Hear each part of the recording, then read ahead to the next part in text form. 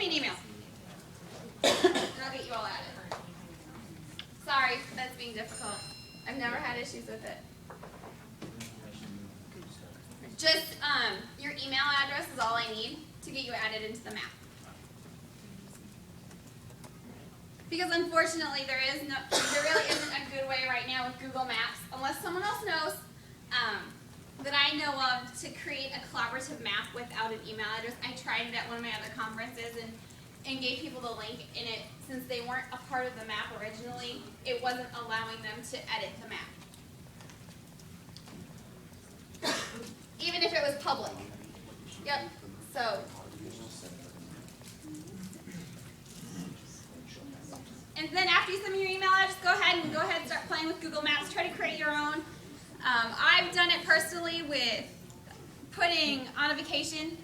I just kind of put pictures, place mark pictures of where we went, so then when my kids get older, we can show them, hey, you've been here, this is where you've been.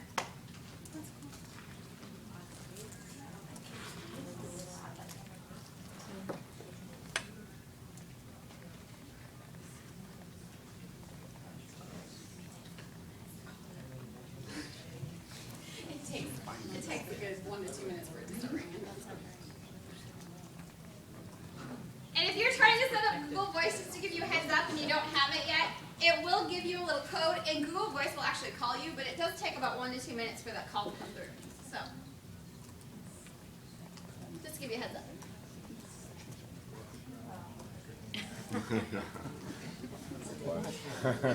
Okay, I'm going to take down my email quick.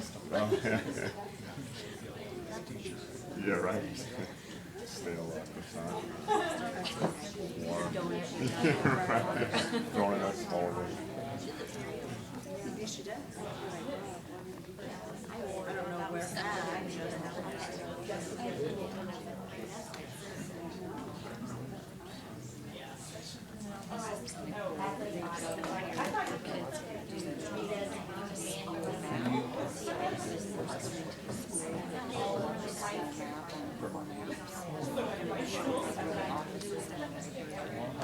So like show it to me for 2 minutes.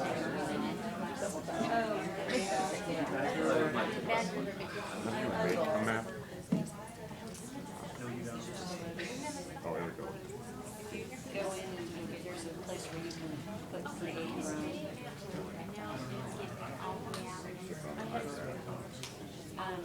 like when you're on Google, just have like get directions and then my places. So you put my places and then create a map.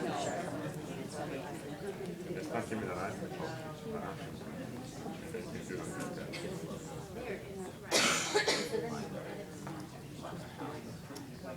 I was trying to make a map to get from my house to sites.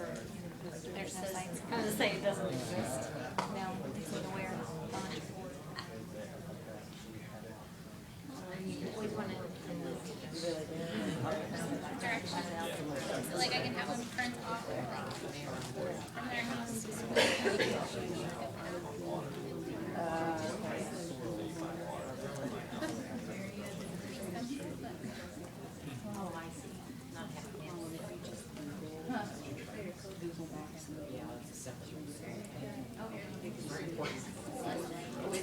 I started but they just blew through.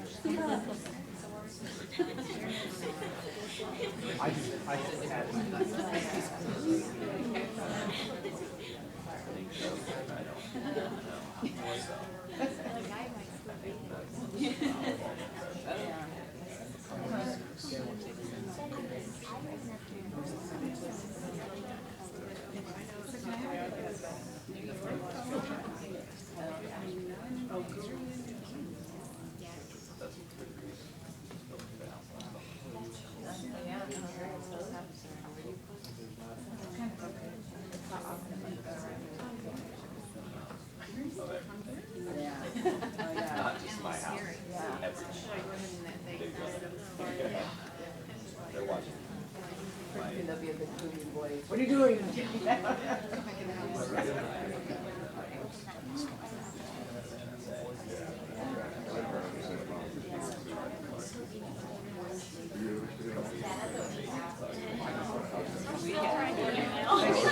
Okay. All right.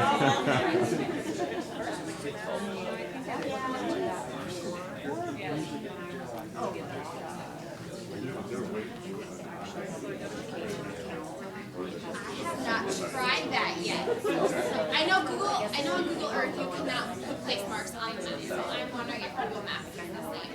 If you can get to the HTML version of it, if you can get to the basic, just the normal view of the website, you should be able to do it. I invited the first chunk of people, so just kind of be watching your emails as.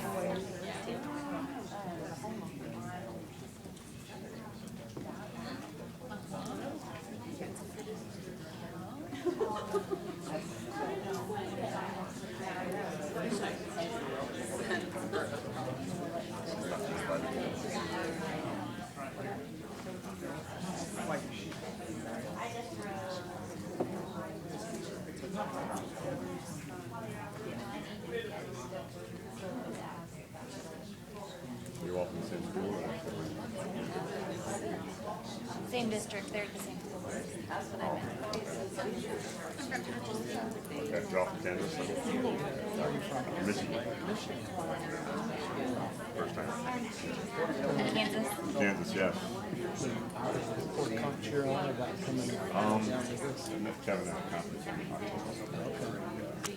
Got talking, he told me about it. I did some work with him over the last year. Yeah. And what do you do? I'm an instructional technology instructor. Secondary school? Yep. We're rolling out exactly that this year. We can work do something cool there. You need to put, because it's just one of those things that you need to put on there, but you can choose for it to not forward onto like your cell phone. So I have my forwarding phone being my cell phone, but I turned it off. I turned the forwarding off in the settings. Okay. You're welcome.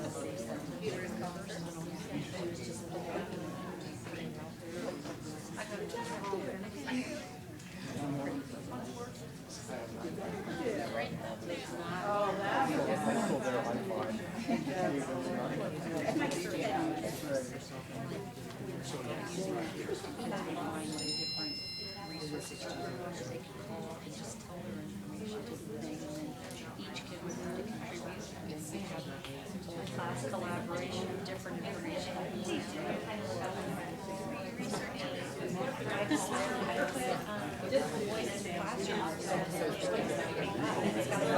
It still hasn't. Is there an option for it to call you?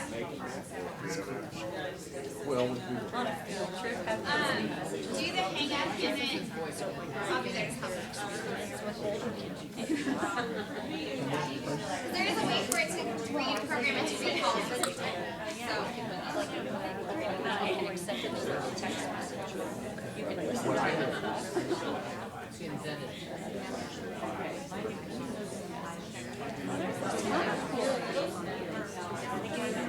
Podcast.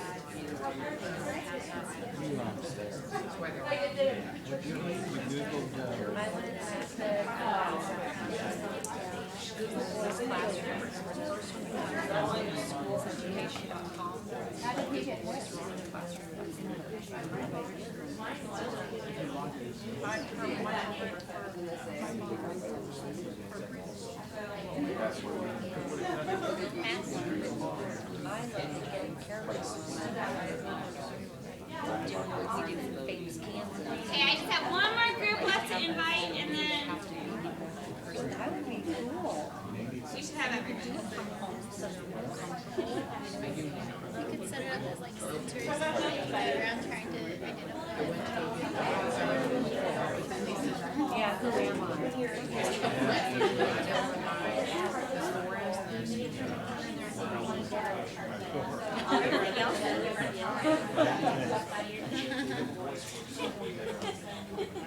It's nice not to write. It's pretty much made for the Android, I think, just because the Android is so much a visual product that. Thanks, Jen. Thanks, Jen. You can make it more pictures.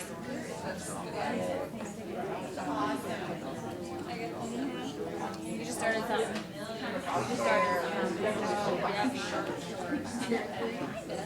Oh, it is?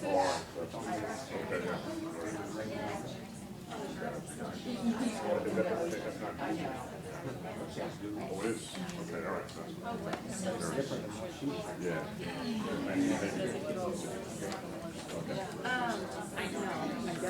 Yeah, it says transcribe your voice.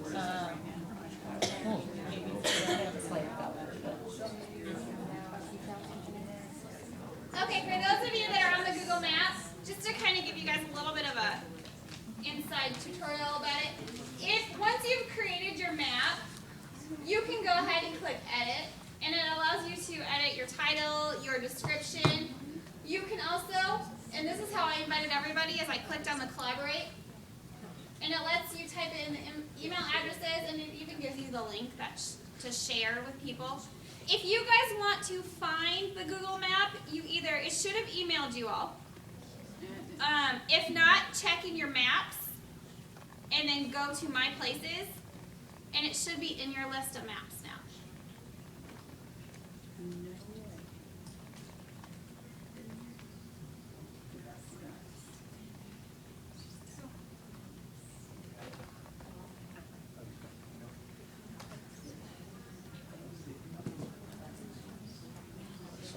And you all should be able to edit the map. If not, it may fail me miserably. But that's okay. We got other things we can work on. It's working. Is it? Okay. Well, it'll open them up on the iPad. It'll open up in Google Earth. Will it? Okay. And so then pretty soon, and then all you need to do to add a location is you click on the little place mark. And since I'm from Southern Iowa, I'll just kind of plop it right there. And I'll just type my name. And then I'm going to, if you click on rich text, it'll bring up the little picture box.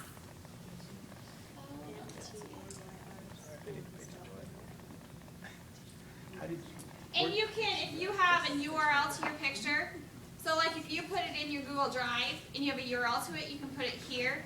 Otherwise, the way I've also added is with Picasa. And then if the picture's on Picasa, I go to edit HTML and just paste it right there. When you put your place mark in there, because I had my back turned, I'm sorry, did you type in an address to get that place mark? I just kind of dropped it wherever you can zoom in to find your exact location and then add place mark. Oh, it's like with the kids, when you did it with the kids and they had those all around the town there, how did they know where to put their place mark? Did What they just they guess? did- They knew where their house was and they zoomed in and put it on top I of just their got house? my mouth. What those kids did, hold on, I gotta turn my screen mirroring off, it's driving me nuts. Great. What the kids did, oh, it's starting to clap. I'll show you their map. With what these students did is, what they did is they searched their address, their exact address. I'll just do the address of the school. And marked it with a pin or marked it And then they searched it, with a bubble? and it will give you a red balloon once it searches your exact address, and then you can come right here with the little balloon, Stack it? and you can place it right over the top. And so then it really shows the kids that they need to have exact location. It really shows them the importance of location and how to search things, and it just kind of adds on top of it. Just kind of the skills just adds on top of each other.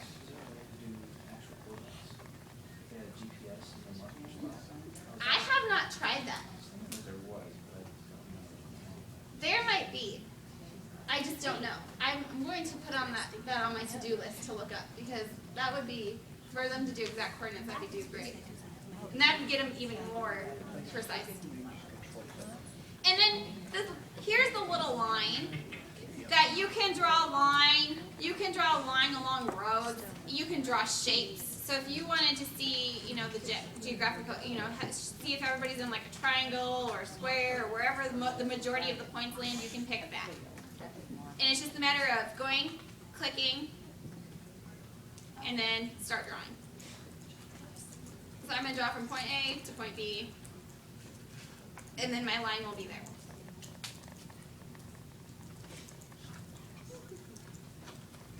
And my line doesn't want to stay. Sorry, that was confused on where to get the balloon to stick. The balloon, it's right here, at the top of yours. That's not on my. Some may be different. I'm not even on the map. Oh, you guys are the my places. You have to be on your own map to get that. Yeah. So just go to create map, and then you can kind of see how there's a little. Okay. Oh, but I thought we were putting it on two. Did you get my email? I did. No. And I was just on there. Right there. Okay. Click on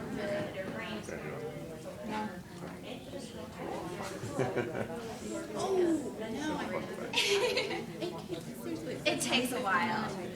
It's probably because I did. Okay, so it's never mind.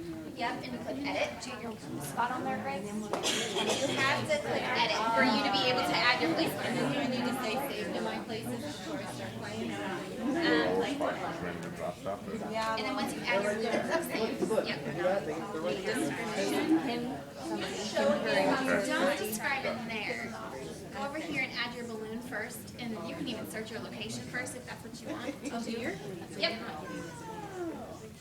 Anybody else have any questions with either Google Voice or Maps? I'm coming around. Yeah. Like this? Oh, somebody's there already. What I'm seeing on my screen on the computer. Did you pin the JC already? Can I make mine like this? Because the functions of the tool, I'm not sure if they've made it iOS capable yet. Because I know I can't do it on my Android phone. I can't put pinpoint places, which is the one downside of it being web-based. Because essentially you would like it to be able to take it with you, and if kids are out taking pictures of something, you want them to be able to take a picture and put it right at the exact location right then and there. And unfortunately, I don't think this allows you to do that. I think you'd have to take the picture, come back, import it, and import it into the computer. With Picasso or something Yep. like that. That's what you're talking about earlier. Yep. And then Yep.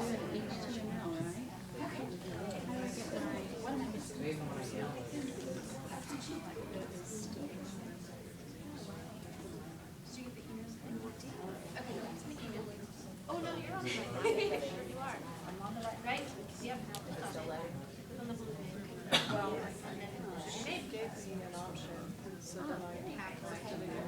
This is just maps.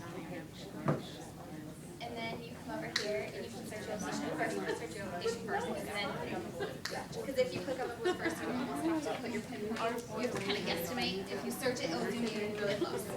Okay, questions? Maybe you can put that HTML right here. I'm gonna use my email today. I just talked to the creator. Or how do you? Do you see, since we have Google Maps Education, we are the parent, kind of, we're the parent, we can dish out emails, or write out parent if we want, but we have to have them sign. What you could do for classrooms is create one email account for your classroom and have them go into that. That's a good idea. And then change your password every year. Okay. So then The new kids group from. can't get back in. Okay, that's a good idea. But yeah, I would create it, because Gmail, you can create as many Gmail accounts as you want. Yeah. There is no limit. Okay, So, thank you. any other questions before we move on? Is this just because I have everything reading? Okay, but this has been like 30 minutes the whole See, and I time. tried to download some apps in the earlier session, and my app, I tried to download I made bought it, and it would not download. Okay, So so it's just that. it's probably the speed and everybody being on the internet. The lady that I knew from Thailand, there's this one. Oh, okay. Yeah, and I think it's because we can't add place markers, because I tried to do this with my account. Oh, it's not you guys, it's and unfortunately, you need to be on the class with you. And sometimes, I know with my iPad especially, it won't allow me to go to class with you. Look, you can change it. If you click on your hand and then say edit. Alright, I got But yeah, play with that now in the class with you and see if you can get it to cross over and be able to add. Sorry, I'm not playing topic here. Any other questions? Because I'm going to move on. Awesome. I will add that to my resources too, so that you guys can have it, so everybody else can have it.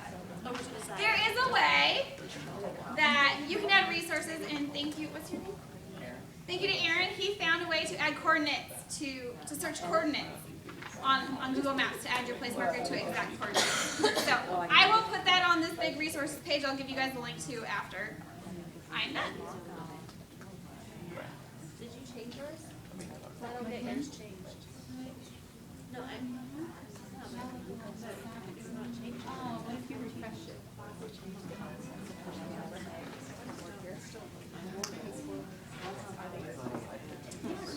Oh, there, yay. Lots of people now. Did you have to refresh? Okay. Yes. So now uses in the classroom. What are some uses that you guys can think of that I may not? I have some up here, but I know your guys' uses are going to be so much better. Well, for literature, if there's a journey of some sort, you can map that. And there's actually a website that has a whole bunch of lit trips already made for you. So I will show you guys that. My whole theory is work smarter, not harder. And with me being fairly young, I'm only 27. So with me being a fairly young teacher and educator, I go out and find the resources and I try not to recreate the wheel, but sometimes you just have to. There's a whole website that talks about lit trips and has lit trips pre-made, and they're adding to it all the time. Any other examples? Yes? Now that you said that math part, I use, we talk about natural resources in science classes. Okay. And so I was looking for the big map, and I think I'm going to use this now to map natural resources around home. That's great. And I know I was talking to someone in the back, and even if you don't have Google Apps for Education and all the kids don't have a Gmail account, you can really outsmart the system by just creating a class account and then giving all the kids the password, and then after that class is over, if it's a semester or year class, you can change the password every year. So then the new group of students has the new password, but the old ones can't get back in and monkey with things. So that is another way to do it, and just the one downside about that is you'll just have a really big list of class created things. And if the kids are, I believe it's 13 or older, they can go and create their own accounts. But if you don't have Google Apps for Education, the younger kids can't get it without being 13. So some of my uses, tracking the story. You can actually go in every time a character hits a place mark, go ahead and put that place mark on the map, and you can even draw a line to connect to show the journey that the character took at the end of the book. And then you could really talk about, the kids can see exactly where these towns are now from what it was back then to see how it's changed. Like I said, the lit trips, and I will show you guys that website.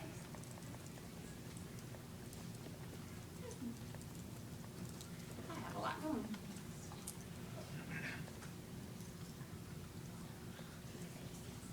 This is the Lit Trips website, and I have a link to it in my presentation. It's just googlelittrips.org. And this website, and they're coming out with new ones all the time. They have it sectioned off by grade, so you have your elementary, your middle, your high school. And I'll just pick the middle school kids, for example. And then you can go ahead and look at all the different books that they have created lit trips for. And then you would be able to go ahead and look at it and see how you're going to use it with your class. And I believe they come with lesson plans. So that's just something for you guys to look at and play with, because that's another way that you could use Google Maps, is by the lit trips.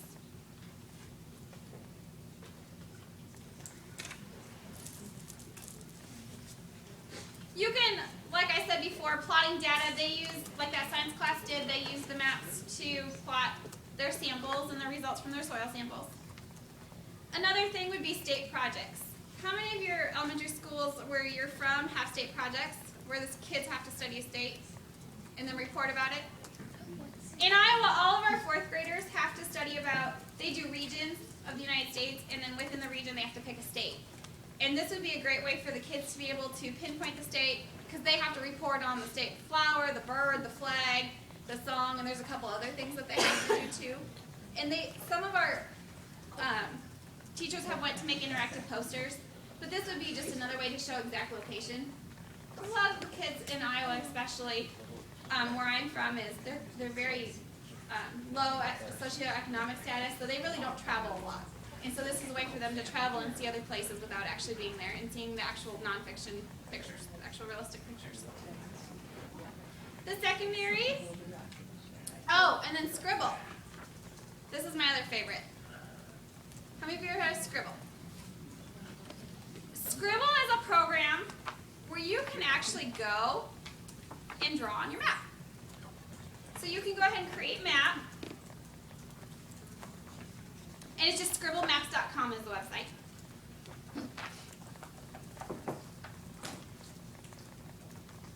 Okay. And then you can kind of pick and show your recent maps and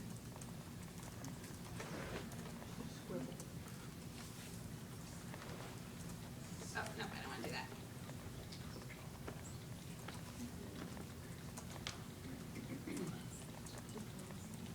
Do you have to have an account?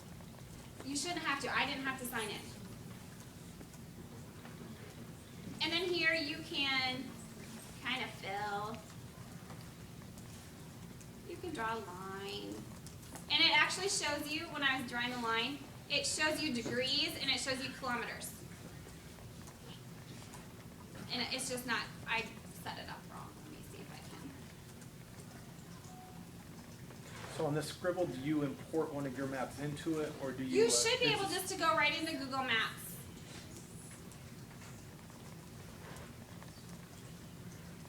I just went into it wrong. Let's start over.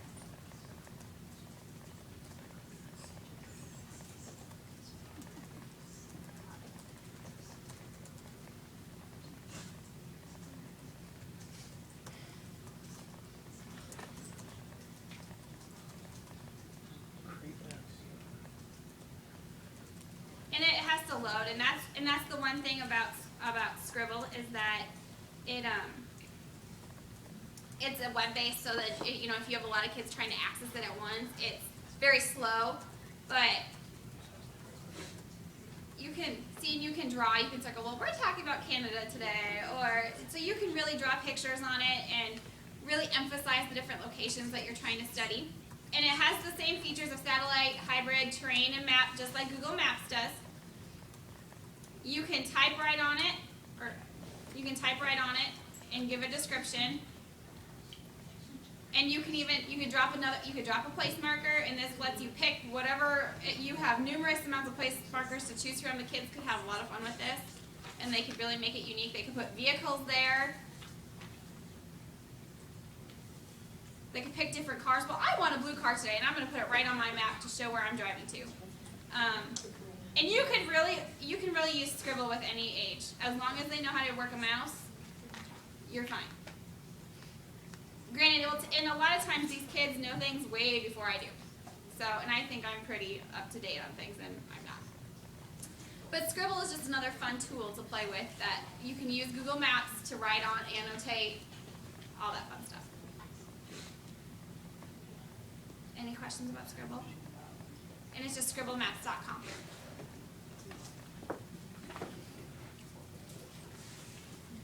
With the older kids, again, you can do plotting of data. You can use Scribble. You can use Scribble with them in a completely different way because they should be able to use more of the advanced functions of it. Lit trips, like that website I showed you before. And is there any other ideas? Otherwise, we're going to move on to Google Earth. Okay, if you have Google Earth, you might want to open it.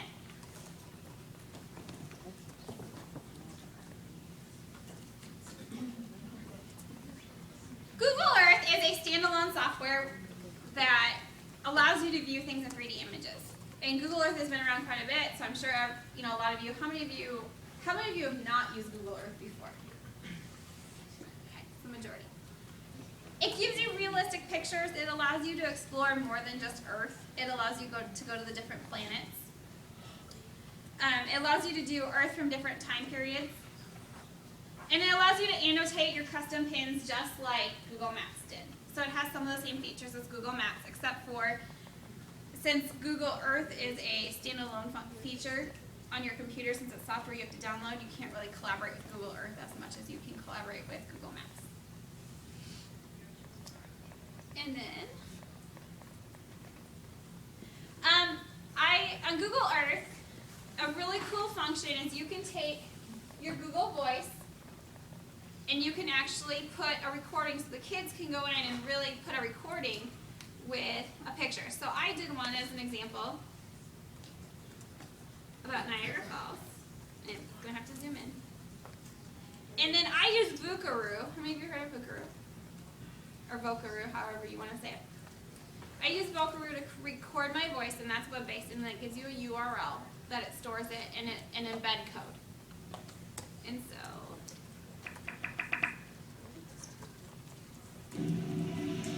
Niagara Falls is So it on allows you to the put a border picture. between New York and Canada. And it allows you to put a picture on your place mark. I can zoom into it. I put a picture, and then it allows you to place, and I did one with Google Voice also. You can do this with Google Voice or Vocaroo, and you just need the embed code for it. And it's just copying and pasting the embed code. You don't need to know scripting. I don't know scripting, so you don't need to know scripting for it. So when you did your Google Voice, you called yourself? I called myself. What's And it called? I just left myself a message that said, you know, whatever I wanted it to say. Let's see if I can get it to play. There we go. And this went to the wrong place mark. On Highway 2 from I-35. This was supposed to be It's about about 12 miles north. But it's the same concept that you just copy and paste. You call yourself on Google Voice, and you can have the kids do it from the school phone in the room, or your cell phone, or the computers. You can call each other from the computers if you have Google or Gmail, and then just leave yourself a message. And then that way you really can get a true understanding if the students really know if something happened in the book, because you can have them summarize, give details, and this would be where the state projects would come to real life. If they could put a picture of whatever landmark they're talking about and then record their voices from there.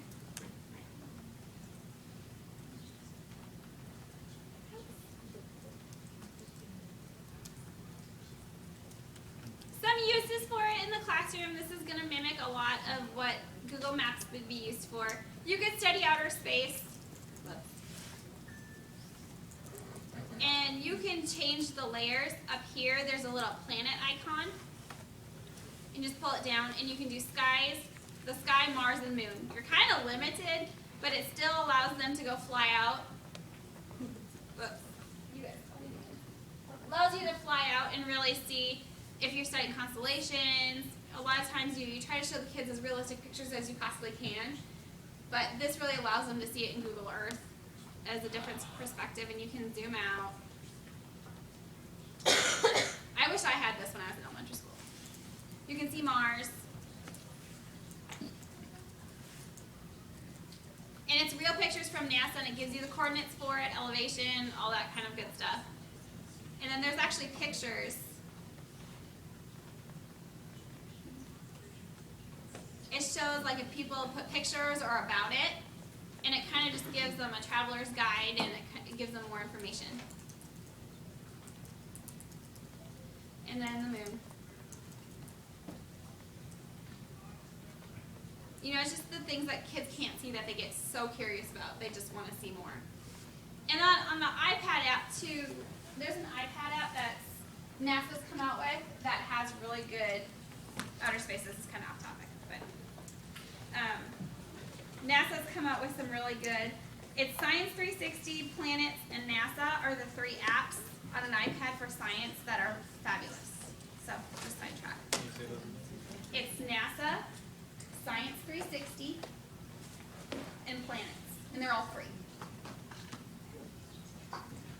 And that's everything. thing that our science teachers use and love, and NASA's got a lot of good videos on there. And some other things, you can actually do an actual recorded trip. You can record an actual tour, and it will take it and turn it into MP4 file, I believe. And it just lets you fly from place to place, and you set the places first, and then it records it for you. And then you can record your voiceover on top of it. And then this is what, and this little tool up here, with the sun and the cloud, that is your sunlight across, and you can kind of show, you can show the kids how the sun hits at what time of day, what time of year type thing. Is there any ways that you guys can think of that, about Google Earth, that I haven't covered?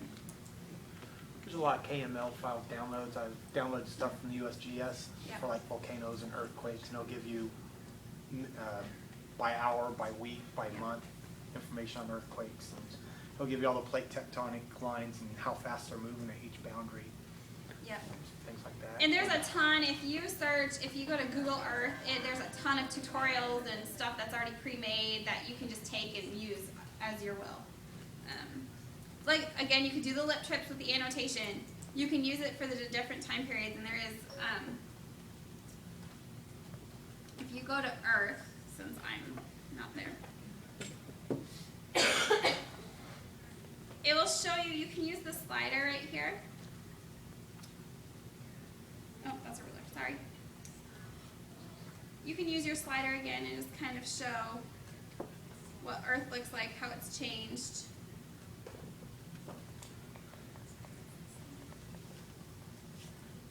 Am I missing one?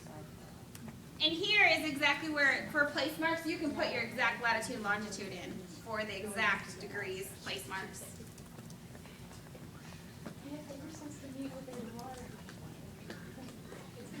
And then here you can turn on your historical imagery. If you go to View, Historical Imagery, you can turn that on. And that's where it allows you to go back and show the... I'm not on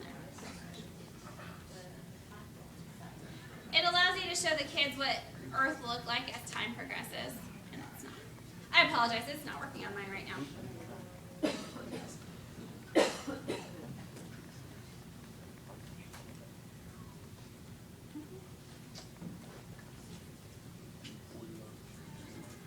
And right here, it allows you, if you click on the little toolbar, it allows you to go in and set your date and time that you want to see, whatever historical time period you want.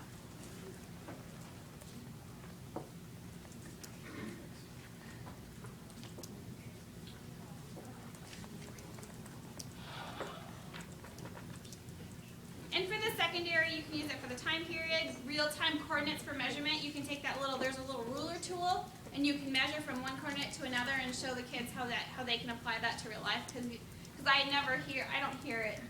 I hear it way too much. How does this apply to me and how I'm going to use it in the future? Is what the kids usually say to me. So that's just kind of another way to use it.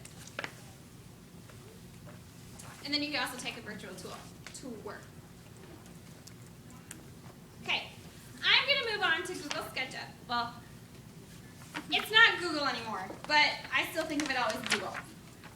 SketchUp has been one thing that when Kevin Honeycutt came up to Iowa and talked to us back last year, October, my teachers, they were like, SketchUp, what is this? He got the buzz going in my district. And the teachers took it, gave their kids an assignment. Teachers didn't know how to use it. They were so uncomfortable with it. But they threw it at the kids. They had me download it for them, and the kids took off with it. We have kids that are going and measuring houses for teachers and doing floor plans now and using it in so many different ways. I know it's not Google, but like I said, it's still extremely valuable, and I feel that it's good to play with.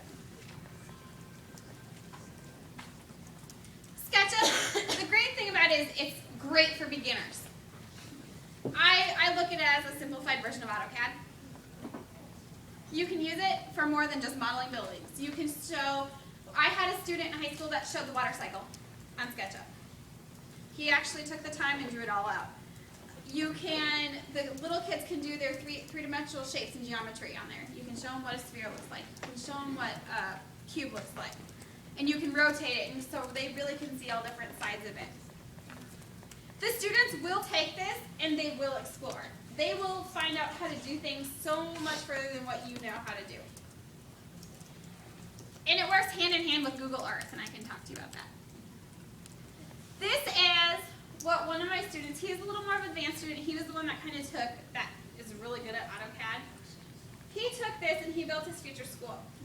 And what he did is he built it so, and he even did all the little intricate details of, like, the diving board, he had to put diving boards in. I was making him stop, but he got really mad at me.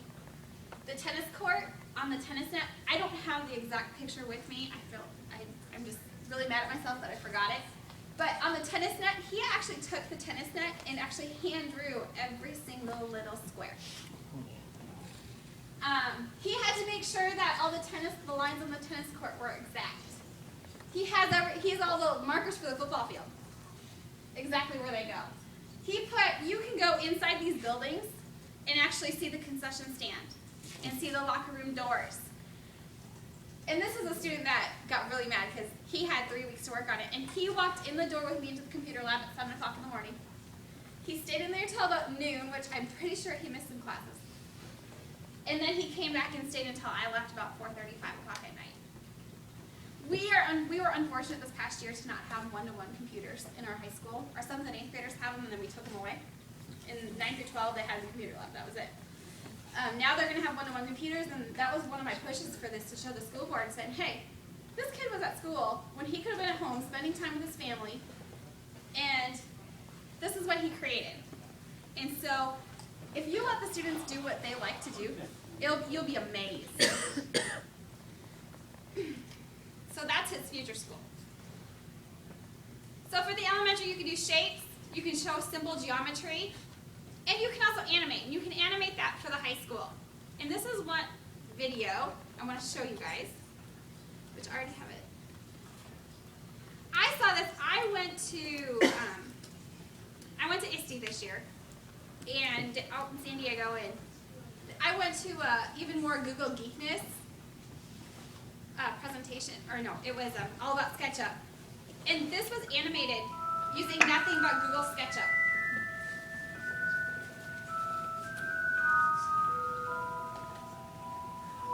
I believe this was done by a student in Florida.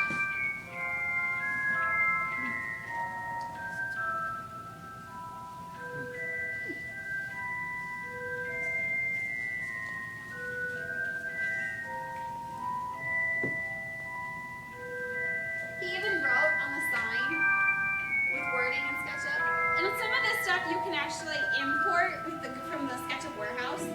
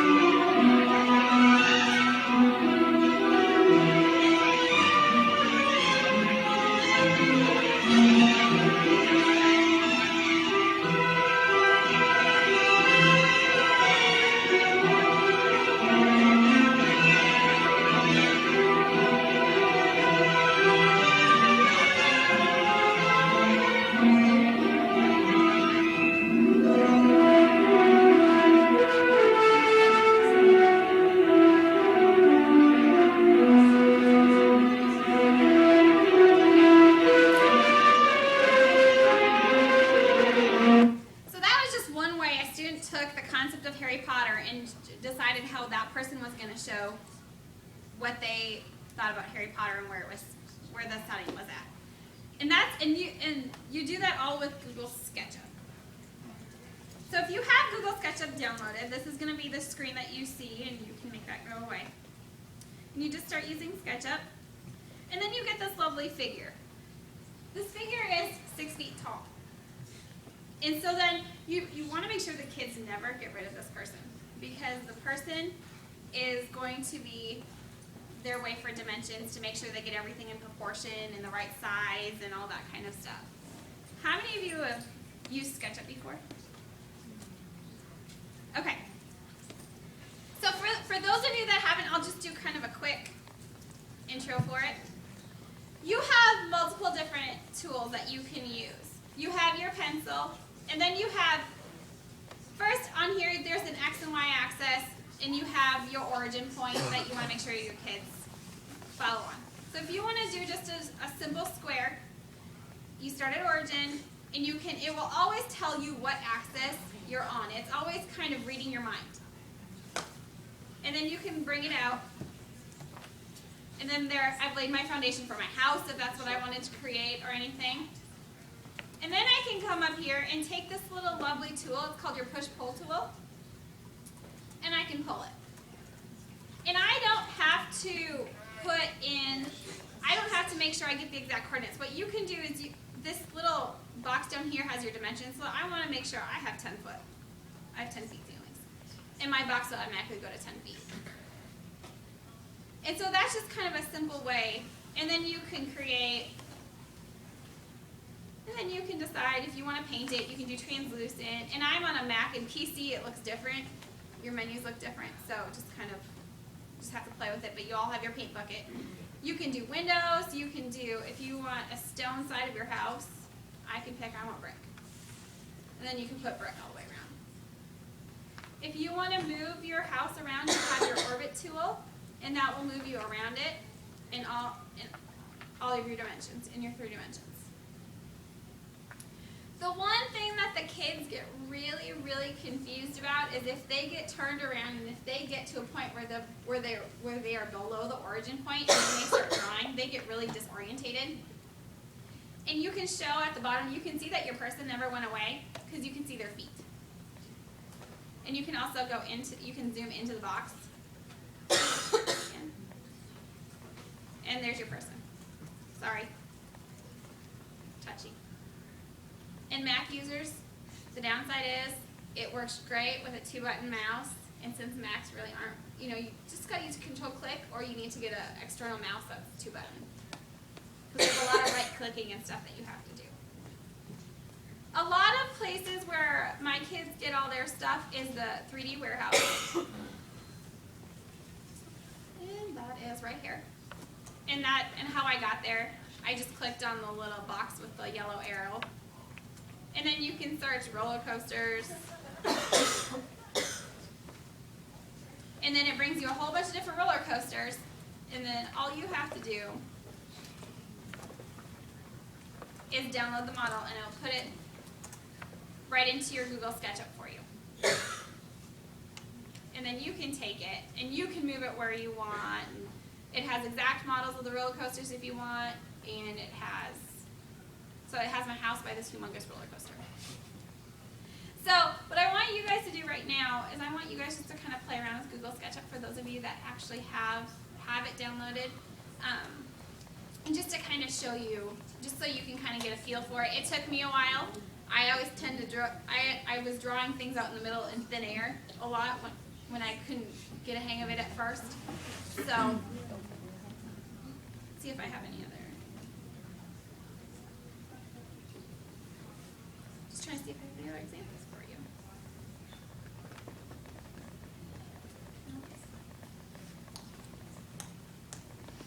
Have any of you used Google SketchUp in a different way that I have not talked about? There's so many different ways to use it.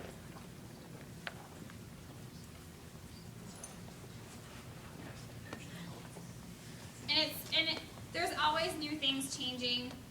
You can actually go into Google Earth and search a location, and then they can put their house on their actual house, or their actual location of where their house is. They can put their dream house in Malibu, California, if they really wanted to, and just kind of put it next to the ocean if they wanted an ocean view. Or so you can kind of let the kids, but it really helps them with proportion. It helps them with scale. It helps them with their measurements and all that kind of good stuff. And then if you want, there is a lot more tools. So if you want to see your toolbars, you can go to View and Customize Toolbar, and it will get you a whole bunch of more tools to use. And all you do is drag and drop it to the little toolbar on the bottom. So you can customize it as much as you want.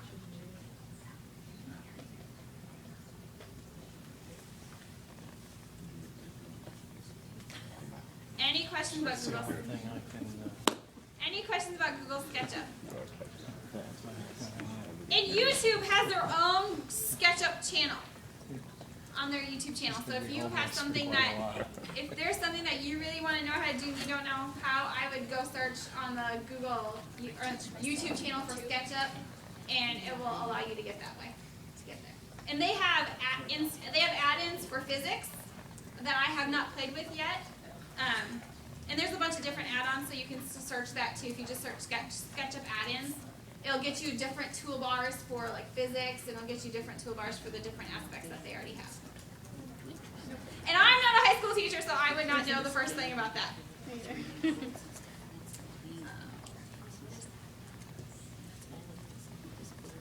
Okay. And then for the secondary, you can kind of see, Bloom's taxonomy. It hits the digital taxonomy. It hits your creating. It hits your applying. It hits the experimenting and modeling. So it hits all the high-tiered things that we want kids to start doing. We want them to create, and we want them to really connect things and connect with others. And like I said before, you can use, or if I haven't said it, I'm sorry, you can use Google SketchUp and Google Earth, SketchUp and Google Earth together. You can import your images from SketchUp to Earth. You can do some geomodeling, and a lot of times, if the students really feel really apt to it, and your school district hasn't been modeled 3D yet, or your town, the kids can go out and take pictures and kind of piece together your town and submit it to Google. And if Google approves it, it will actually put it in Google Earth. And that's how everything's becoming 3D imaging in Google Earth. Your first one. All right. Any questions? Any more questions? Otherwise, we're going to move on to the easier part of Google, which is your Google Drive and all that kind of fun stuff. Because I learned a lot of new stuff at ISTE because I went and actually sat in with the co-founder of Google Apps for Education, and it was very interesting. How many of you have downloaded your Google Drive yet and converted over? That's very important because it's going to convert you over whether you like it or not. When you get to your Google, pretty soon when you go to your Google Documents, it's going to look like this. And mine, on my school apps account, it flipped it over already, and my personal accounts were over about a month before my school apps account was. And what you're going to want to do, it will already sense your platform, and then you'll want you to download it. And you want to make sure you download it. And then downloading it isn't enough, because if you just download it, what happens is it puts it in your applications folder. It's kind of like what Dropbox does. It puts a folder into your applications account, and then with Dropbox you can pull everything up with offline. But with Google Drive, if you don't have the option in your settings, which I don't have it yet in this one, but there should be an option under your little gear wheel that says make available offline. And you want to make sure that it's checked, because if you're at home trying to access your stuff from your Google Drive account, you won't be able to pick it up if you don't have internet. It will automatically try to open it up in a browser if you didn't already check it. And unfortunately for mine, for this one, it's not available yet, so I wasn't able to convert it over yet. But if that's not checked, you will not be able to use it without internet connection. So that's just kind of a heads up. Another fun thing with Drive that you were not able to do with Google Docs is with a folder. If you go to your folder, and then there's always, if you have a collection, there's always that little drop-down arrow. If you click on that, and you click Open, how many of you think it's annoying when you're in Google Docs and you open a new document and it opens new tab after new tab after new tab, and pretty soon you have as many tabs as I have at the top? This way, it allows you to click in between each document without having a new tab within that collection. I did not know it could do that until I went to ISTE. So, Can you explain that again, please? yep, I will. I will go back. So what you need to do is, if you're in your Drive, all I did is I put my arrow down so I could see all my folders. There. So then I can see all my folders. And then I clicked on a folder, and this little arrow right here, and all you have to do is click open. And then you can just go from one document to another without it opening up a tab for each document. And it still auto-saves it. The function is still the same. It's just if you're trying to access things in multiple different types of documents in one folder or one collection, it allows you to go from document to document without populating your tabs at the top.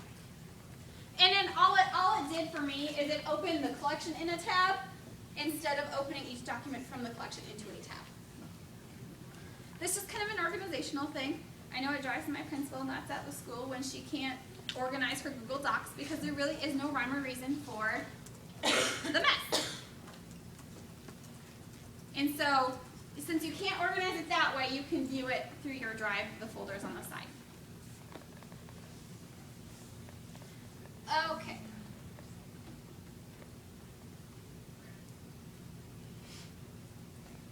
So once you have your Google Drive downloaded, because that's going to be essential coming, because that's just going to be the way Google's going to operate. With spreadsheet, how many of you know there is a math toolbar in the spreadsheet, in Google Spreadsheet? Okay, how many of you, do I have math teachers in the room? Yep, okay. So what you're going to do is you're going to open up a spreadsheet, or in a spreadsheet you already have open. You're going to go to View, and then Math Equation. And I will click back over to Google. So what I'm going to do, so you're going to go to View, and where did it go?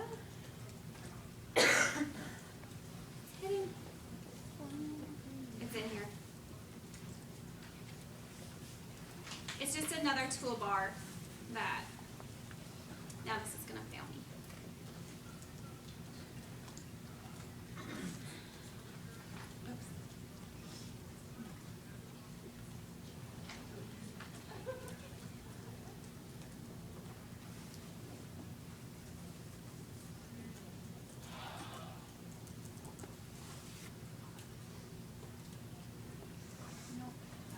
Okay, it's going to fail me, but it's there.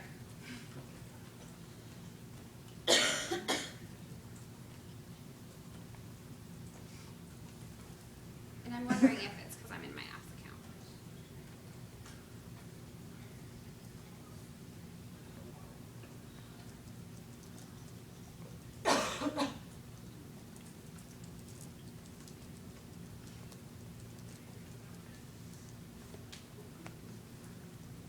Bear with me.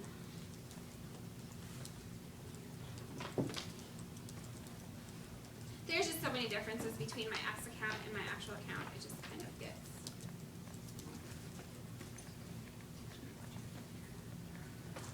Okay, there is a way. I'm going to find that way, exactly how to do it. And I have it in a spreadsheet, so I'll come back to that. Math teachers, hang tight. I will get that for you.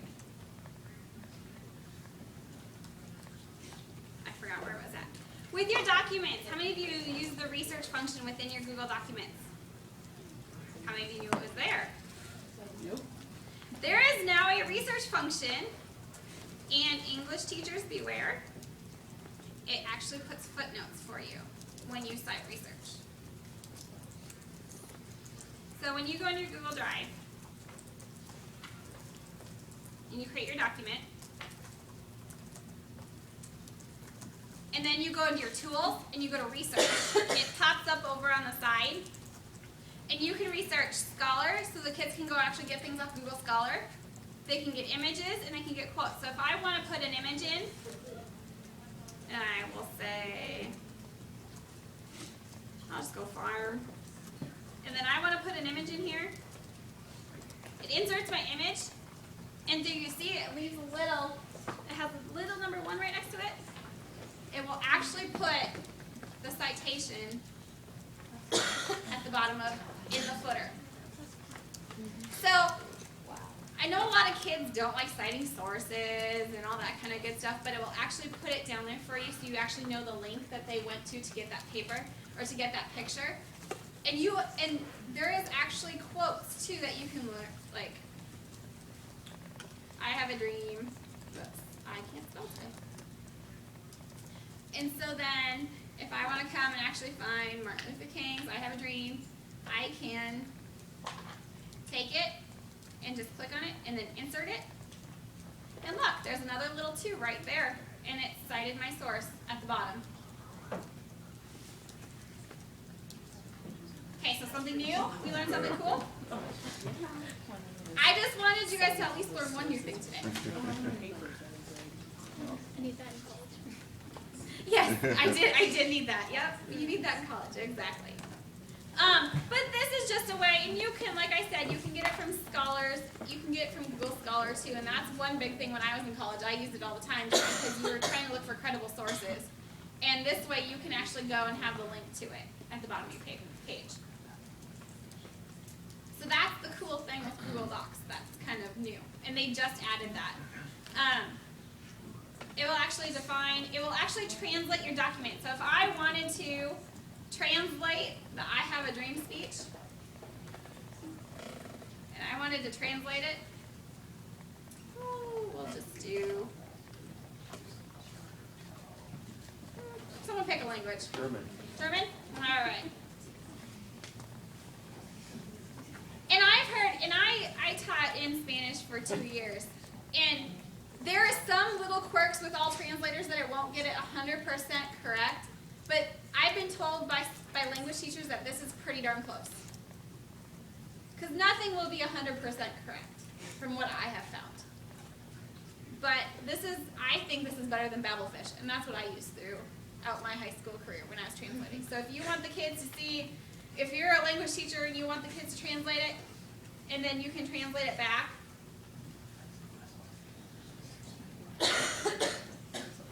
you can translate it back, and then I don't know if it will come out.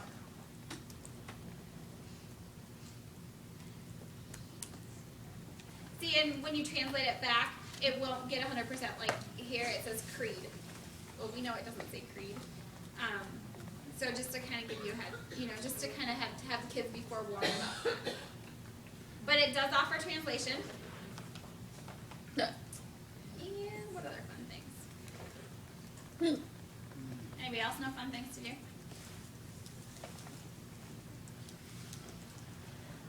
Forms.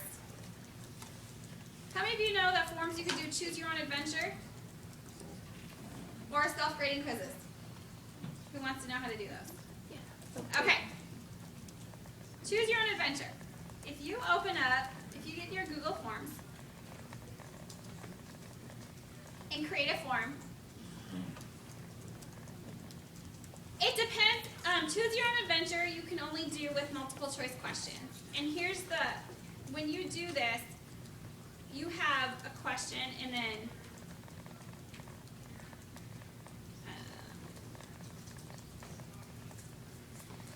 then what will happen is, after each question you create, it will ask you, based upon answer, if you have, I need to add one more answer. You need to have at least 2 answers. Based upon your answer, it will tell you, like here, sorry guys. And then you would have to click go to page based upon answer. And then, so this is where you put, if you said up here, if you said my favorite activity was soccer, then this page would take you to what position do you like on the soccer team? Or do you play soccer, if that's their favorite activity? And so then it would only take them to specific questions. So what you would do is you would say here, I want to continue it to the next page. And then what it will do is it will take them, based upon their answers, it will take them to whatever question, whatever page you want them to go to. For example, I created one.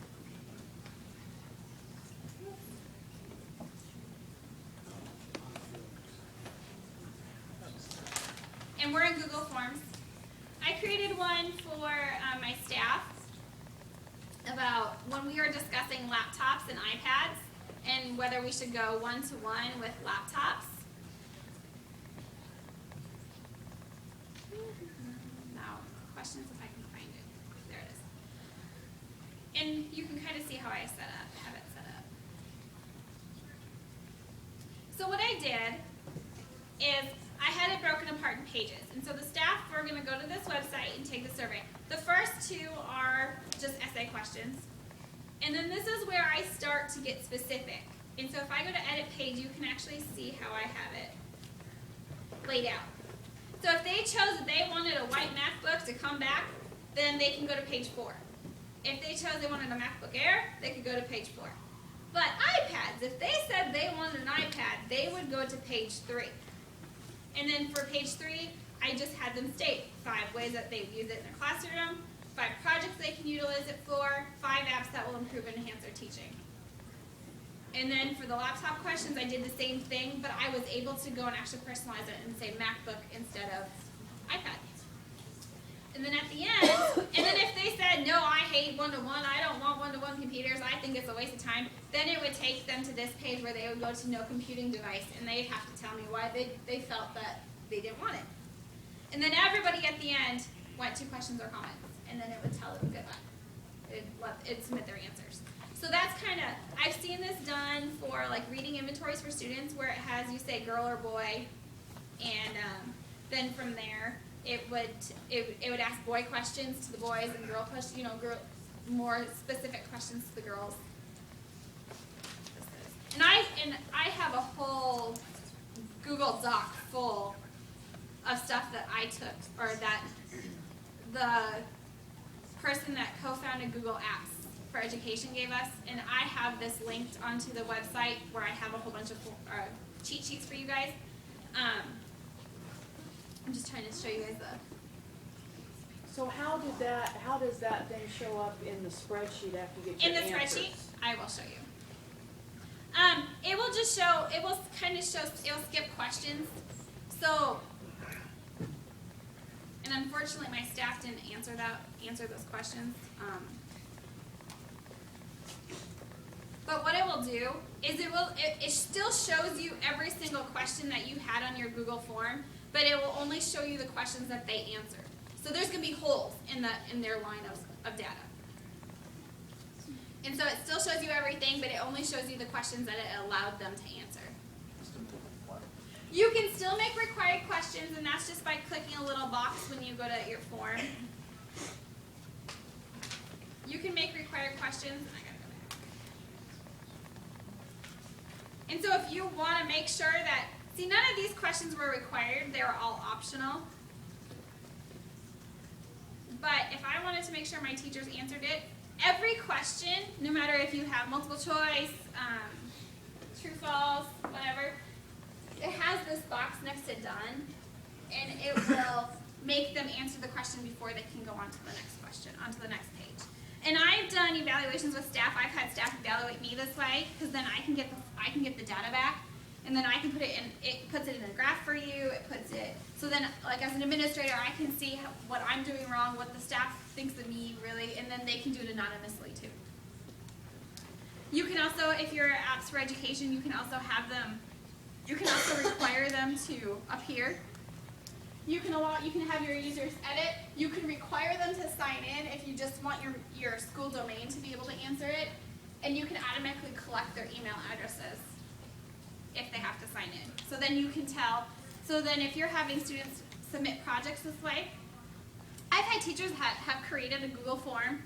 Instead of having kids emailing the link for their Google Doc or whatever, they've actually created a Google form where they have the student's name, they put the grade, class period if you're high school, or subject, and then it would have a spot for them to put the link. So then you have the link compiled in a form instead of getting 50-some emails in your inbox. So it's just a way of how you want to use it.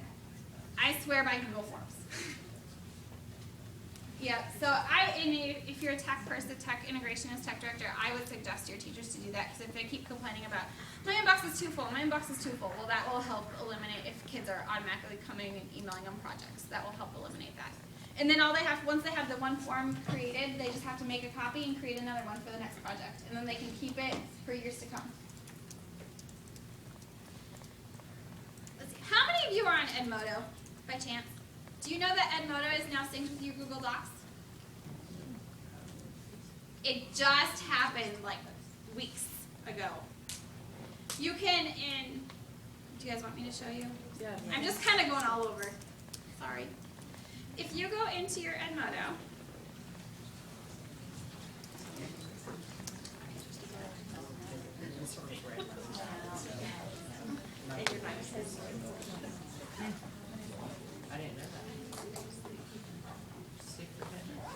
I was really super excited when I saw this because a lot of my teachers and I create things in Google Docs and then you're trying to figure out, well, how do you get it to the kids?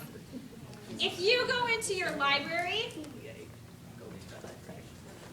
you now have Google Docs on the side. And all you have to do is click on it and authenticate. That's all you have to do. Click and sign in, and then you guys can kind of see that, well, my presentation from today is there, and all the stuff I started to make. And so you can see that anything and everything you have in your Google Docs account will be available in your library on Edmodo, and so then all you have to do is go, when you post an assignment, or if you're trying to show something to these kids, you just go back to your library and put it there. It's already there for you. And I just saw this like a week ago. Yep. Does it take your entire library, or can you just assign folders? It took my entire library. But the kids aren't able to view it. You have to tell the kids what they can view. You are the only one that can see your own personal library. And then you just choose and download it to it. Or is it an actual copy? What it is if I click on it, it gives me the option to go to Google Docs to see it or download it. So it gives me two different options. So how did you do your Google Docs here? Edmodo, it's if you have to click on library at the top, and then on the side where it has library attached post, there should be a new Google Docs there, waiting for you. I think you're only able to have one account as I started here. So I would do your school account or wherever you have most of your documents at when you do this. And this is the web. I know, I was so excited. That is successful. We use Edmodo as a district. I have it as a subdomain. I have macs.edmodo.com. And this is how we're going to start delivering all the tech PD now and all the how-to videos that my tech squad's making. So then the teachers can just go online and view it. And so this is going to make it that much easier. How many of you have tried to upload a video to Google Docs? Do you know you could do videos to Google Docs too? Google Video is gone. It's no longer. But what they did is they took a video and put it into Google Docs. Or they allow you to upload virtually all the major file formats for movie files, like MOV, MP4s. And this is how it looks. And bear with me, it hasn't buffered yet, so I'll try to show you. And it plays it, it's your own private YouTube channel that no one can get to. And it looks exactly like it does on YouTube. You can make it full screen if you want. It's just another way to make, if you're not comfortable with posting things on YouTube, put it here. And these kids did this for speech content, so then they were able to put it here. They had a URL for it and gave it out to whoever they wanted to have it, and that was it. So.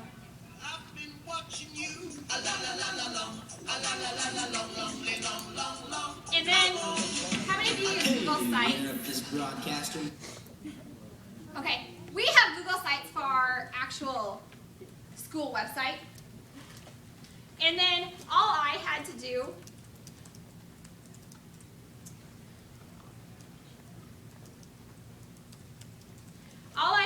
is we have a video on our main page.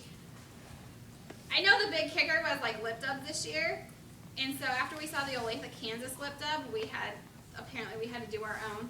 But then I was able to, this is a Google site. I'll try to make it bigger. And all I had to do was edit page and insert, and it inserted the video, and it plays right from your web page. Not our high school proudly presents. There's no HTML code. I don't know HTML coding. This is the easiest thing for me to maintain. And it plays right from here. This one is on YouTube, but I would have been able to, because when I put this on here, the video portion of Google Drive was not there yet. So, you can see our goofy kids running up and this is a small school, and so kids were running across the building to get to all their sports. Because, you know, everybody in a small town, everybody's in everything. So, and you can go full mode. You know, the kids can really view it from there. They can comment. So, we kind of copied. But this was a big rage, I think, this year. So, and then the really nice thing is I can post announcements on here, and the parents, and they are up to date. I'm only putting them in one spot. I can manage them, and with Google Sites, you can give someone page level permission. So if you want, like for example, we have a food service page, and our food service director is the only one that she's, besides me, she's the only other one that can edit that page. So then I'm not stuck uploading all of the school menus and stuff like that to the website. I can delegate permissions out as I feel, as I see fit. So, sorry, I know I went over. I'm gonna give you guys I'll give you guys the QR code really quick. And I have how-to pages already set up that all you have to do is print out for your kids. And then I can always, you can just shoot me an email too, and I can send you the exact. But there's my contact information. That's where you should be able to find the presentation. I have how-to guides on how, for that. All you have to do is run off and hand to kids, and we'll show them how to add everything. The how-to is on the presentation page? Yeah, the how-to, all the how-to is on the presentation page.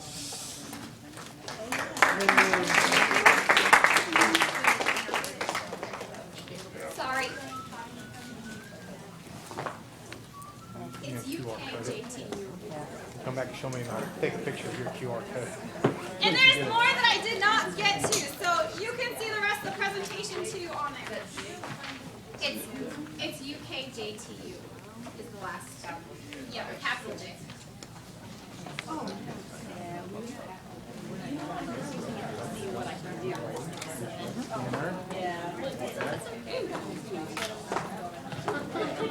I went.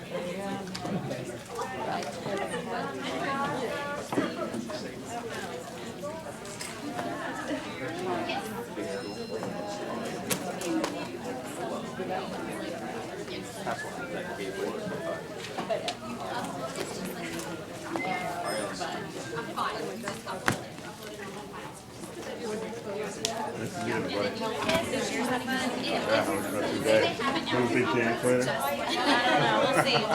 See how he's like, trying to answer this very well and all that.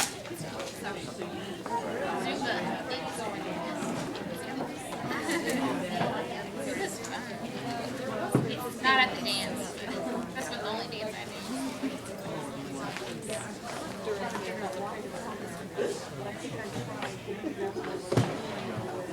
Are you guys?